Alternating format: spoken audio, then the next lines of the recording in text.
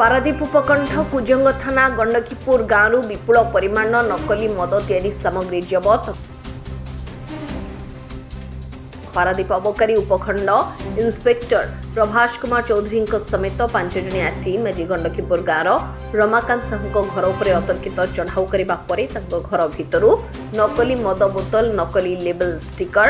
नकली ठिपी और नकली मद तैयारी केमिकाल जबत होइछि। एते संख्यार नकली मद रमाकांत निज घरे तैयारी करुथिबा बेले दीर्घ 3 वर्ष धरी से जगतसिंहपुर केन्द्रापड़ा और विभिन्न अंचल को चालाण करुथिबा जଣା पड़िछि। तेबे ଏହି କାର୍ଯ୍ୟରେ ଏକ ରାକେଟ କାର୍ଯ୍ୟ କରୁଥିବା ବେଳେ କେନ୍ଦ୍ରାପଡ଼ାର ଜନୈକ ମାଫିଆ ରମାକାନ୍ତଙ୍କୁ ସବୁ ଯୋଗାଇ ଦେଉଥିବା କୁହାଯାଉଛି। ତେବେ ଅବକାରୀ ବିଭାଗ ରମାକାନ୍ତଙ୍କୁ ଗିରଫ କରି ଅଧିକ ତଦନ୍ତ ଜାରି ରଖିଛି। मोर टीम सहित श्री आमर कमिशनर श्री नरसिंह भोल एवं सुपरटेंडेंट श्री दिलीप कुमार पलई निर्देशक में आमर टीम विगत 5 दिन है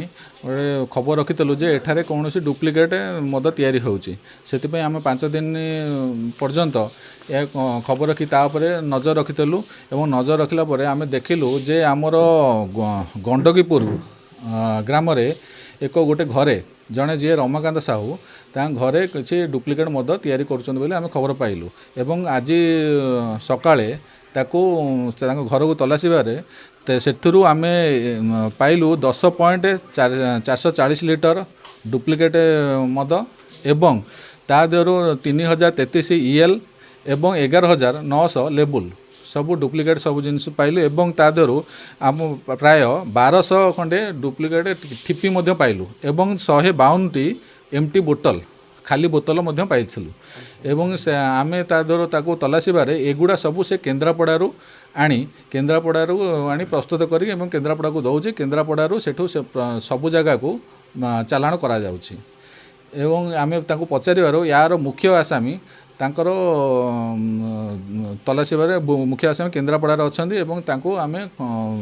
खबर पाई आमे तांको भीतर अनुसंधान जारी रखीचु। ना ना यहाँ आमर से आम पचारे से विगत 3 वर्ष है करुच्ची यहाँ आम देखिले ताको केमिकल रासायनिक परीक्षा निमंते पठाଯିବ एवं तार जना पड़ो यहाँ केते परिमाण रे मिथाइल अल्कोहल अच्छी किंबा कि इथाइल अल्कोहल अच्छी जड़े धराई ता ना हूँ रमाकांत साहू।